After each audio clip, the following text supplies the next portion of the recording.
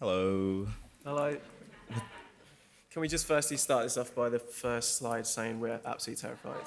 So bad at public speaking, so this is going to be... We're really bad. Yeah. But yeah, so let's sort of be nice to us.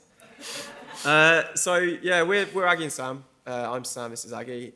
We are a menswear company that started in 2010. Our premise was just to we've always wanted to have fun with fashion. Like, we did so many internships that were like so serious, and it was like life and death, and we just wanted to kind of make people understand it's just clothes and you can like have fun with it. So my background was print. I studied illustration at university, and then you can explain what you did. I studied in Manchester at Manchester Met. I studied fashion design, and then we both graduated at the same time, 2008, but we didn't know each other, so we then met when we were interning, but we shall get onto that. So basically, this is kind of how we introduced ourselves initially. If you want to skip on, is it working? So this is the photoshopped image of us two together. Basically, someone had asked for a profile picture, and we were kind of not that big on just showing who we were, so we decided to Photoshop ourselves together. The weirdest thing was I had to find, when I was searching and stuff, I had to find a child's hand. So I was searching like children hugging and stuff like that, which was one of the weirdest searches to do on Google. This is kind of the introduction into our collection. This was our last show, which was from Autumn Winter. It was about Aggie's sort of heritage from Africa, finding out his granddad was a Maasai, but we'll go into that a bit more. And this is a video of our last show.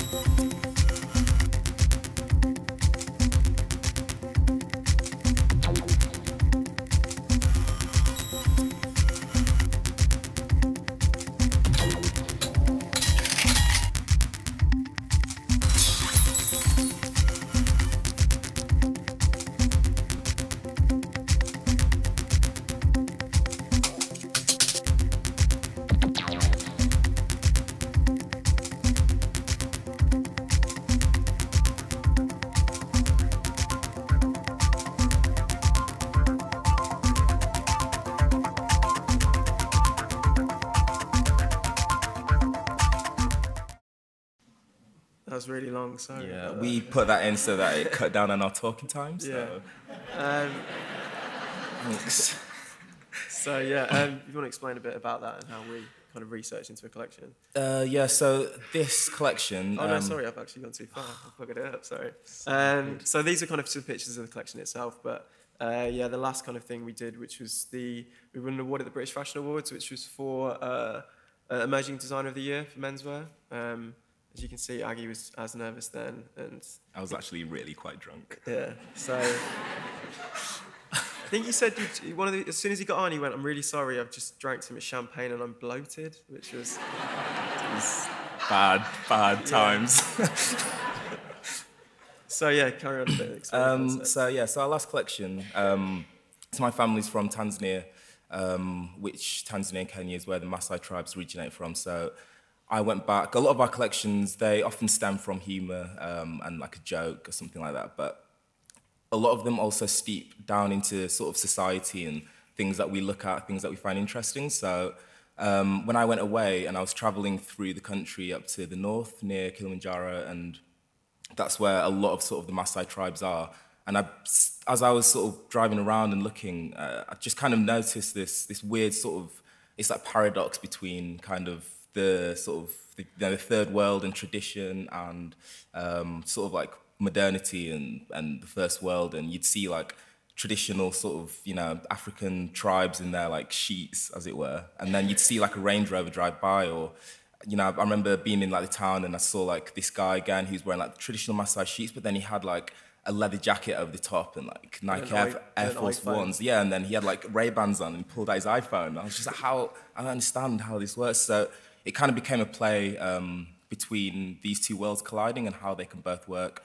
So we found these tribes, looks like these tribes which aren't actually from the Maasai, but we just found the way that they used function. So everything that we do is always steeps down to, it's always based on tradition and function, also wearability. So we looked at these tribes and the way that they cut their clothes, it's kind of, it helps them, so whatever actions they're doing. And we just found that really interesting to try and put that into like a modern context. So we looked at the fabrics and modernizing those and trying to make it relevant to now, because we find that there's a lot of brands out there that do kind of, there's brands that do something that's quite standard and it doesn't really excite anybody. It's quite classic. And then there's brands that kind of, what's that?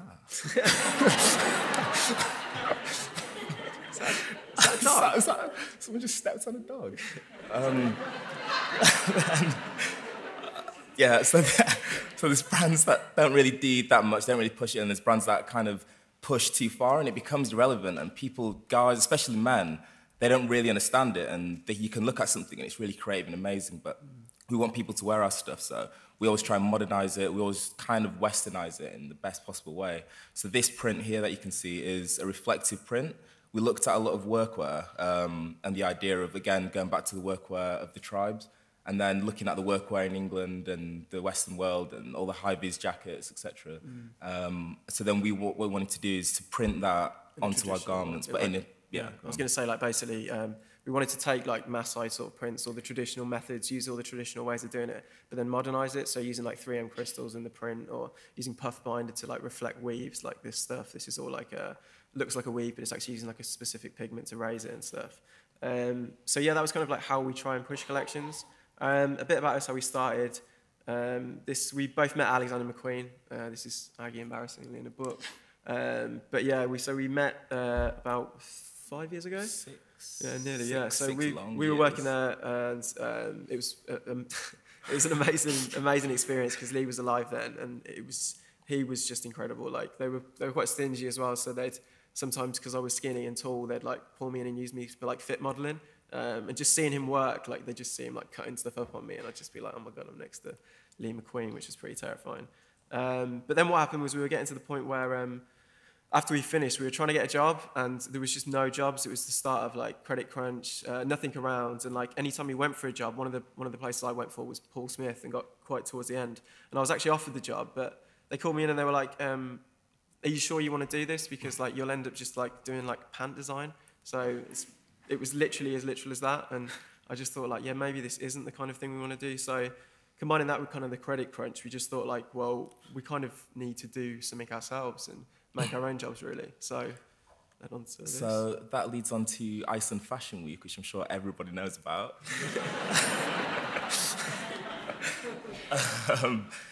Yeah, so basically there's a website, and I had my graduate collection on there.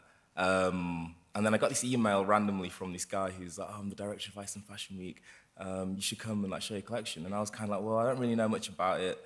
Had a look, spoke to my mum, and she was just kind of like, well, if that's like the person we consult on everything. Yeah. It's like our mums. Yeah. My mum does our accounts. It's as deep as that. And yeah, so she was good. She was all for it, and she was just like, well, you could do it. You'll make a collection. It'll make you do something, because, as Sam was saying, we'd both interned for a while. And it got to the point where we were applying for jobs, but the jobs that were available weren't really something that we'd want to do, what are you I was just going to say. Okay. Or we were in this position where the jobs that we were getting put forward to weren't good enough for the position. So it was this weird sort of, we're in this middle sort of stage. Right, yeah. And so I thought, okay, I'll do this collection.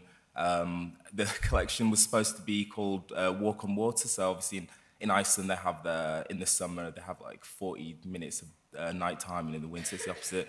So I thought, okay, this sounds really good, loads of good press, but the collection actually ended up being... Well, it's a catwalk on water, and this was the catwalk. That's bottles of water. In crates. Yeah, so that was they kind of tricked him into doing it, really.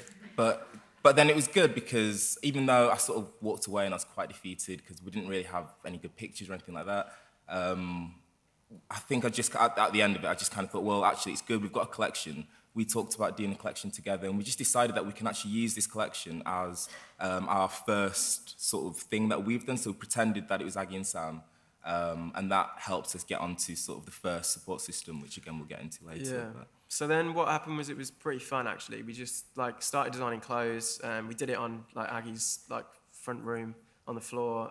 Our routine was basically just Jeremy Kyle in the day, lamishings every day. This is really embarrassing as well, because it was 5 years ago and we were pretty hipster. We still are of it. We went to Alibi, which is that's the kind of selling point of it. And FAs where people would go and they'd not play pool, even though it was a pool hall, which is just kind of weird. So then what we did, which leads us on to the job centre, is we just saved all our money we had in between that time from the job centre. So we saved up our housing benefit, working tax credits, all that kind of stuff, and put it together and just sort of tried to make a collection out of what we could. At the time, that was fine, but then we realised as well as we were doing that, we had to come up with a branding and a name, and it had to be kind of catchy. So we've never really told anyone this, but we've got a couple of the versions that we had, which was Edward and Adelphos, which was both of our second names, which is so bad. You're literally the only people that know this as well. So. Another one was Owls, and it wasn't supposed to be Owls ? Either, which would have been really hipster, but Aggie said he really liked owls, and they were really It's an underestimate, because everyone loves owls, but actually you didn't. I find it weird, because I think they're an underestimated animal, You were just no, it's just an owl. Yeah, anyway, and then we were Sam and Aggie. And then we just sort of sat there for a while and went no, we can't do that because it sounds like Kim and Aggie. So we thought we can't do that. And then it led us on to developing what now is a terrible logo. But this was the first kind of start of our branding, which was just from Aggie and Sam. It just seemed quite easy and quite fun. And we wanted to produce something that kind of showed our personality, which was a big thing for the brand. That was exactly what we've always wanted to do, which is convey a personality, have fun with it, and just sort of make people kind of enjoy themselves when they wear clothes. So that led on to our first collection, which you will kind of see that we're taking the piss immediately. At this point, not many people in this country especially were doing print, and we felt like this was a really good point and a sort of trigger point for people to kind of put their mark onto fashion. So we invested all our money into doing digital prints, which cost us loads. We tried playing around with textures and colour. I was always someone that always worked in monochrome, and I design in monotone. So we did this kind of. He decided, because his family are all from Africa, colour's a big part of their heritage. So it was a kind of big turning point for me to actually try and do what I did, but in a colourful way. So that's kind of how it started. And we showed under a thing called Vauxhall Fashion Scout, which is when we had this presentation space. And then what happened was we ended up getting a decent amount of press, but it wasn't really enough. So social media then became a big turning point for us. Which I think completely changed everything, because when I was at university, I didn't know anything. I'd never even heard of a blog, which is quite embarrassing, but I didn't know what they were. This is sort of 2008. And so as Sam was saying, we did this show. We got some press, which was really good, but it wasn't really what we thought we would get. So we just sent it out to a couple of blogs, and luckily they all sort of put it all out there, and it got retweeted and it got sent out to other blogs, and that kind of was the making of all our press. We had such a big online presence at least for us, or whatever, for a small brand. So that really helped, and then it sort of led on to Twitter and Facebook and stuff. So our Twitter updates will just be random stuff. Like, yeah, we tried to like personalize that as well. Like it was just because we saw a lot of people using Twitter and making it like all about the business and using it as a business platform. We wanted to use it as a way where people felt like they kind of could associate with the brand, and they felt like if they felt like they were similar to us, or like they found things funny, they could kind of like get drawn into it. So that kind of led on to the kind of latter section, which was what we've always kind of tried to adhere to, which is by any means necessary. So like we said when we started, we kind of didn't have any money, so we had to like pack it all away and do something before. And then after we did that collection, we found out we ran out of money, and we were like, oh, we've got to make another one now, and we don't know how to do it. So we just tried to find as many routes as possible into getting a collection done. One of them was finding a company that printed cheaper than digital print. So digital print costs like sort of £30 a metre if you're doing small minimums, and then we'll go through pricing in a bit, but it's like a massive minefield. So we found that we could use dye sublimation, and we could print through dye sublimation, which was half the price, onto polyester fabrics, which would be easy for us to then manage to like make a collection and do quite a lot more print. So we found this company that made signage, literally. Yeah, granted the fabrics were horrible, but it was a good start for us to be able to do something and like be able to present it. And we spoke to this company and kind of explained what we were trying to do. And this company, RA Smart, who are big printers, they sponsored our second season, which was amazing. And Magnus, we still work with now, he's like amazing. So we kind of did that, and it's always been our kind of motto, like we have to try and do what we can do with what we've got. Like we don't try and push too far because it's like bad for our business, and we don't try and do too little because then it's just going to not like look like we're evolving. So this like kind of led on to the next step of the business, which was getting out of the house, and you'll kind of see why. This is Aggie's old flatmate in his house, and yeah, we'll just show you this video. It's another time killer. Alright everybody, this is my house at the minute. That's one of the internet bikes. You can't really see, but that's loads of recycling that Irish used to do because I do it all the time. It's my living room. Check it. Just all the stuff. You can't really get through the door, which is not ideal. Oh, this is the hallway. I'm not sure what that box is. This is my bathroom. Not sure what that is either. Here he is. Big show. Just going to the kitchen, which is my kind of oasis of calm. Oh no, it's not, is it? It was supposed to be. That was the deal we all made. But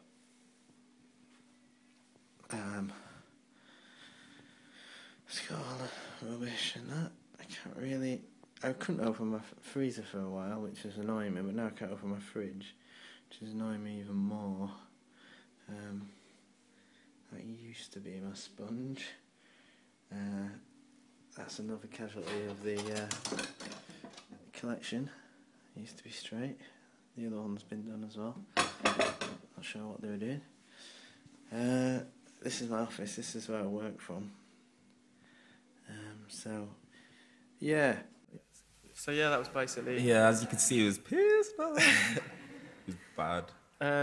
So yeah, that kind of led us on to then sort of taking a step forward and feeling like we actually needed to make this into a bit of a business. So I'm going to explain the industry a bit. So then we started to think about trying to push forward and becoming like a real brand, not trying to ruin my housemate's house. So then we looked into what else there was. We shared with Vauxhall Fashion Scout, and then there's another company called Fashion East, which is an amazing platform for designers. They help with everything from getting like having a presentation or a catwalk, or they can mentor you, they can help you with sort of meetings that you have. It's all headed by this lady here, Lily Kennedy, and she's amazing. She would come to us for meetings, say with like collaborations, etc. And again, the amount of support that you get, because actually when we first started, we were kind of, we were quite naive, but we were under the impression that it would be quite good to just do it our own way and try and do something different. And there's definitely ways to do that, and there's brands or companies that can do that. But we did find, to be fair, that when we tried to work with Fashion East and we did, it made such a difference. And the people that you're exposed to, the people that you can speak to, etc., it's just quite unprecedented. So that led on to doing our next collection, and this collection was inspired by, so when me and Sam were making our first collection, again, our collections are quite organic. apart from watching Jeremy Kyle, we'd also watch Fresh Prince of Bel-Air because it was on TV. And we just kind of realized that the clothes and the styling and everything like that were actually really amazing. So at the time, we became inspired by this and tried to push this again using these prints. This the jacket on the top right-hand side is like the inside-out jacket that he wears when he's in school, and that's made out of signage as well. But in the inside is a wadding that when we were making the collection, I think it was like the day before, and we'd ran out of wadding to put into it, so we had to cut up Sam's duvet and put that into that jacket, which we weren't very pleased, very happy about. And the suit as well, underneath on the bottom left, that's we tried to again create sort of more dimensions to the prints and everything that we do. So the suit on the bottom left is actually a 3D suit that we artworked and developed, and so that when we had the collection on the stands, we had 3D glasses as well, so people could come, put the glasses on, and you could actually see the print come out. So yeah, like this was kind of the first point of us getting into the industry, which was showing at these fashionista installations, which are sponsored by Top Man as well. After that, we then did 2 more seasons and got picked up to show at this thing called Man, which is a catwalk show at the Royal Opera House. This is amazing as well. It's probably the best feeling of credit for our work, because it was the first step into kind of feeling like the business was like actually working and people were getting recognition for it. So that was amazing. We did another 2 seasons, was it there? And this led on to like how like our like collections were made. So this one was inspired by, well, the story was going to your nan's house in the 80s and being forced to watch rubbish detective movies, sort of like Magnum PI or Miami Vice. So we did all these prints that were all like really like sort of old grandma tapestries. There was a lot of like you can see here, like this was a full like sort of needle embroidered tapestry. All the models had moustaches. The guy at the front on the left there was the best man I've ever met in my entire life. He's from America and he used to be in Miami Vice as well as an extra. And like when he was walking down the catwalk, we didn't even know he was going to do this. He was like adjusting his like buttons on his jacket and like pulling up his sleeves. He was amazing. So then we kind of wanted to then push that again. So we ended up working with MTV and using him as well to produce like the weirdest film we've ever seen in our entire life, which is basically like just us caught in between this strange, I don't even know what it was. It was just old people and like cops. I think it was just kind of gangsters and cops. And yeah, I don't think there was a prostitute in there somewhere. Yeah. I don't know. Yeah, so that's kind of like we've always kind of done. And then the one before that, this was based, so one after that, sorry, this was after when we got New Gem, which was the next step with the BFC. And we showed a catwalk by ourselves. And this collection was based on public transport decoration. So like we kind of just, we're in LA, I think, and we're looking at the bus seats. And we just said like how like incredible they are and like how they were made, and we kind of convinced ourselves there was a psychology behind it. But when we spoke to the company, they were just like, no, it's just we make stuff so that when it gets stained, it doesn't look as bad. Which is so we then made a collection out of that, which is pretty ridiculous. So yeah, that was kind of the next step. And then we got asked by Gordon Richardson after that show to do a collaboration with Top Man, which was an amazing push for us because it meant we were able to hit 25 stores worldwide, get a massive press push. And Gordon's been amazing. He's a creative director and he's kind of really championed us from the start. So we did this full collection, which was the first they've done before, and it was based on old 90s and 80s football kits. So this was kind of the lookbook for it. It was getting, again, we got to a part in our brand where we were getting so expressive with our personality and what we wanted to do, but we then realized, like, as it goes on, it's becoming a business, and we were growing up as well. So you can kind of see the influences now of how it's becoming a lot more commercial, and it was a really good experiment for us to take kind of like this collection and leave it kind of like it was the last stepping point from us to go into our next collection. The project was amazing as well. Like, they did so many amazing things with us. Like, they made us both into Sabutier players that were giving out as press packs. We had like football scarves, shirts. We had the full window on Oxford Street. It was an amazing, amazing kind of time for that kind of press point. They even did these, which is, I don't even know why. Football stickers? Yeah, I don't know why I'm showing you these, but I still think this is the best Aggie's ever looked. And will look, probably. So we'll touch on this bit as well later. We did another shoot with Luke Stevenson, who's part of the team really. We've worked from him on the side. He's done all our lookbooks. He's an amazing photographer. But this was another thing because the collection was based around this fictional football team called the Owls, which I know Sheffield Wednesday are called the Owls, if anyone's going to debate that. But again, this came back to Aggie's love for owls. So that kind of quickly led on to us working with a lot of brands. We've worked with Nike with lectures and working directly on projects, Topman, other like shoe companies like UGG and Oliver Sweeney, V&A, Mr. Porter, a few kind of companies we're doing with. And it's kind of building, it's a really good experience for us to kind of deal with that, which is great on the kind of fun side. But then it kind of came into the kind of big side, which is how to run a business. Because I was going to say as well, in terms of collaborations, it was important because we kind of felt like Topman was the first, that was kind of the first... Only got 7 minutes. Sorry.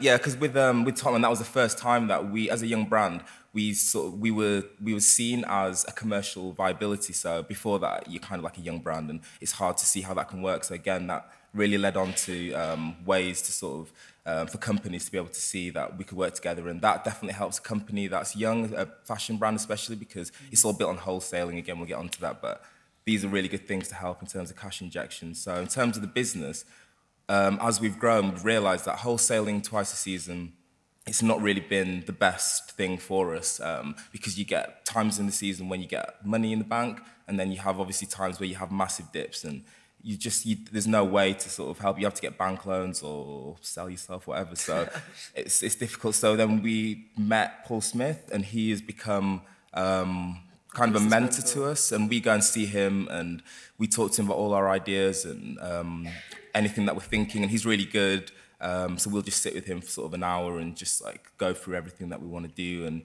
he's really good. It's quite interesting really because of the way that his background and the way that he grew up and the way that his brand evolved, which was obviously 20, 30 years ago, and it's completely different to now. So it's quite nice because there's still that sort of nice tension between ideas, etc. So then when it comes to selling, we as a brand, we always got advised to become like a high-end brand. So we never really wanted that. And when we first began, we wanted to be a brand that is affordable to guys, because again, the difference between menswear and womenswear, it seems, is that for women, they are more likely to buy an expensive young brand, whereas for a guy, they might buy a t-shirt or something, but they're not going to go, who is selling at Liberty, they're not going to come to us and spend £700 on a jacket because they can go elsewhere. So the way that our selling, I guess, works is... It's just some boring maths. So when we're making a jacket, basically, you've got this kind of outline of a jacket. What goes into it, which not many people know, is a lot of stuff. So there's fabric fusing, trimmings, like canvas, the construction time. Like there's a lot of stuff that goes in. And just kind of to break it down, you've got, for us as a small brand, we'll be buying sampling units, so sampling meters. So £25 a metre for wool. We've got 2 metres of that's £50 already. Manufacturing and sampling of a jacket, £75 straight up for a jacket, just to make, the haberdashery, shipping, all that kind of stuff. So you then end up getting to a point where you've got this cost price of £135 already for us just making a jacket. That's without making any profit selling it. So then we were always told we need to like double it. So we need to like double our price to make a wholesale price. And then the stores, when they buy them off us for wholesale, they mark it by 290%. So obviously that retail price then, like our cost price goes from £135 to a retail price of £783.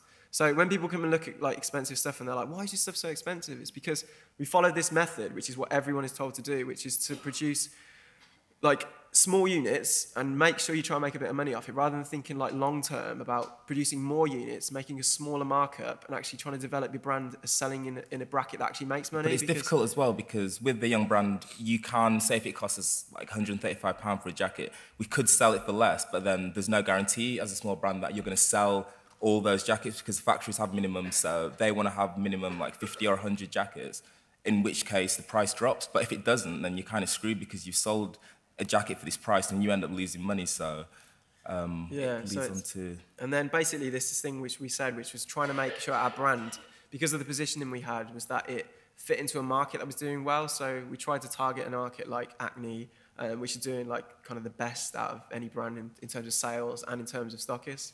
By doing that, we tried to do this thing with trying to take a little hit on our costs, but then actually having that cost that's lower, it makes people want to buy more. So like last season we took on 20 new stockists and like our orders like doubled. So it kind of worked better for us. And for us, it's just a way to say, like, if there are strategies that you're supposed to follow or people tell you to follow, you don't have to. And you can probably feel like, what I've kind of always thought is that if it feels right to you, it's probably right. And if it feels wrong, it's probably wrong.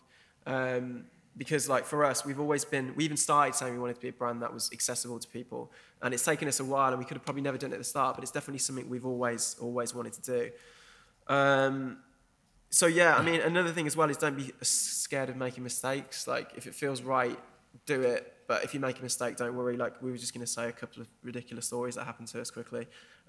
We once got called in by a guy called Sam Lobban, who was the buyer for Selfridges. Really nice guy, works on our collections and has bought now. He works for Mr. Porter and is one of our stockists. And we went in with his signage collection, which was like Fresh Prince of Bel-Air, and went in to meet him. And we just got so excited, and we were just thinking he's going to buy this collection. And we went in just being like, oh, we're going to be stuck in Selfridges. And then he just looked at it, pulled it apart. And then looking back, we just thought like that naivety probably was something that he quite wanted to see and was quite interesting, rather than brands coming in and just pitching the same old boring stuff at the same old commercial prices. These are just super stories. We luckily, like, it's really amazing stuff that we get in this business. But we got to meet Prince Charles again the other day. But the first time I met Prince Charles, as he walked past, I told him Maggie was my partner, and then I panicked and shouted "business, business" at him, just because I thought he might get the wrong idea. It's just fine. What are you talking about? Yeah, don't worry. Don't worry. This is why people get the wrong idea. And then we were saying about don't get prematurely too excited, because we once got told we were going to get a penthouse studio in Mayfair by someone. Just bullshit. It's obviously not going to happen. I got really excited about it. Always planning one step ahead was another big thing we wanted to do, because as things go wrong, and you always have to kind of make sure you've got something backed up. Like today, we just found out we're not going to get half our knitwear back, but we backed it up, so it doesn't matter. Well, it kind of does matter, but. And then I think, again, what's important is to push. Every season, what we try and do is we try and do something different. So there's a lot of brands, again, who kind of do something that you expect and you know it's going to be there on the catwalk. So every collection, we do try and focus on doing something that people aren't expecting. So, for example, our last collection, nobody expected that it'd be all monochromatic, and that was quite a nice, sort of refreshing feeling to the collection. So this is something that we've always tried to push. I'm conscious of time, because we're going to get shouted at in a minute by that guy down there, which he said he would. So yeah, and then it was all about working with the team. Like, we've worked with the same people all the way through. We work with our friends, and Luke Stevenson, who is an amazing photographer. He's kind of shaped the image of our brand, and we've worked with him really directly, and he did this amazing book called The Incomplete Dictionary of Showbirds. He's done front covers of Sunday Style, and he's like the least fashion person in the entire world, but we kind of try and do it in a way, like, and he's got all this commission work from being obviously amazing, but he just does it in a really interesting way. Some more with cats, and this is our last lookbook that he shot with us as well, which he has done from the start. And then also our stylist, Julian Gagnon, who works fantastic man. He's the fashion editor there. It's just that for us, it's all about like keeping a team together and making sure that everyone's got the same kind of idea of the personality. And it's just kind of, for us, it's just about building that personality and kind of growing as a brand. And that's us.